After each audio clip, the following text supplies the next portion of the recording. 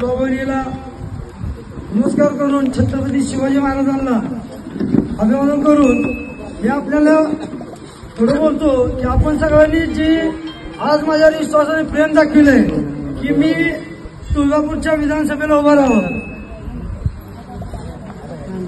पण काही गोष्टीला मला आधी एक पण करायचं आहे, कारण माझ्या अंगाची काय वाईट गुणछिद्रे आहेत त्याला मला दूर करायचंय.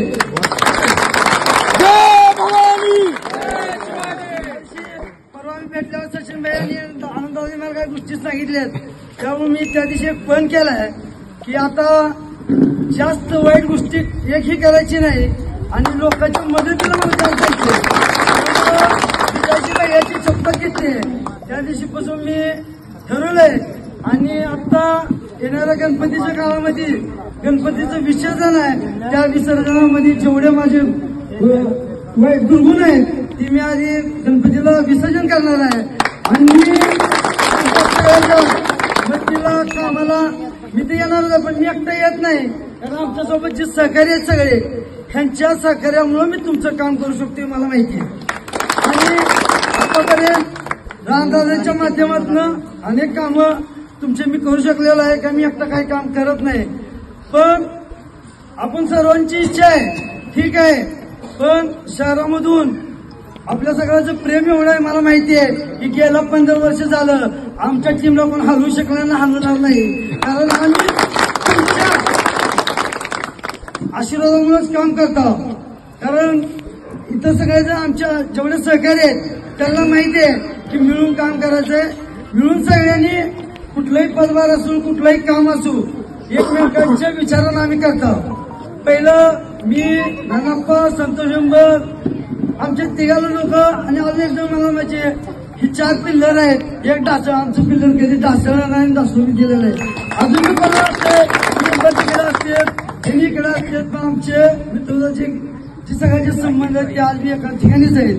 तसं भैयाचं आणि माझी मैत्री अशा एवढी झाली आहे की भैयाला आम्हाला माहिती आहे, कारण आता भैयाने मला काय कुठलं एवढं सहकार्य केलेलं आहे की माझे दिवस वाईट असताना भैया माझ्यासोबत एवढे खंबीर उभा राहिले की एक वेळेस मला गरीब लेकराची फीवर वाजवून पैसे नव्हते, पण भैयामुळं मी ती काही गोष्टी त्या गोष्टीला सुद्धा मी मात दिलेली आहे. आणि मी कोणाला देत नाही, आणि काय झालं तुमच्या एवढ्याचं प्रेम असलं मी उभारल्यावर मी 100% उभारणार.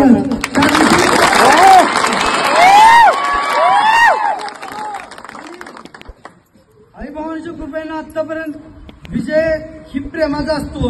आपल्याला काही इथं मला सांगून भांडण युद्ध करून जिंकायचं नाही, चांगल्या कामासाठी तुमच्या प्रेमासाठी मी ज्या दिवशी मी उभारल प्रामाणिक उभारल आणि विजय तर मी निश्चितच घेणार, कारण तुमचं प्रेम आहे, माझा विजय कुणी अडवू शकणार नाही.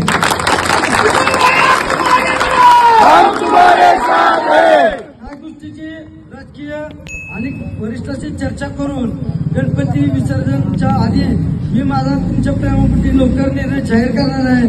पण काय सगळ्यांची अजून चर्चा करायची राहिलेली आहे, पण तुमचं ही प्रेम असंच माझ्या राहू द्या, तुमच्या प्रेमाला मी धक्का लावू देणार नाही आणि प्रत्येकाच्या आधी अडचणीनंतर मी उभारणार आहे.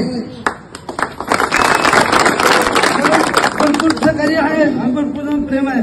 मी काम करताना कसं करतो मी कोणाचं रागानं बोलतो, समोर बोलतो, मागं कोणाच्या बोलत नाही आणि बोलणार नाही, एवढं मी सांगतो. आणि प्रत्येकाला माझ्या घरापाशी आल्यावर इथं राजा द्यावा असं काय नाही, मी प्रत्येकाच्या बोलण्यात तुमच्या स्वतः राजा देणार आहे, कारण तुमच्या आणि आमच्या एकमेकाचं काम करण्याची पद्धत आपल्याला एकमेकाला सहकार्य करावं लागत असते. आणि मला मी कुणीतच सहकार्य केलंय म्हणून मी इथपर्यंत आलोय. मला चड्डी घालायला येत नव्हती, फाटकी चड्डी घालत होतो, तुमच्यासारख्यानं मला चड्डी घातली म्हणून मी सगळ्यांना चड्डी घालायचा प्रयत्न करतो.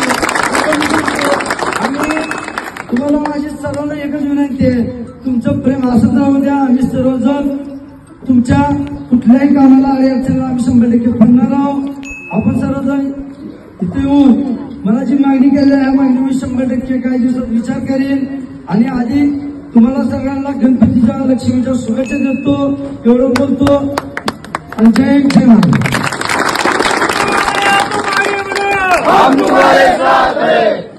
धन्यवाद.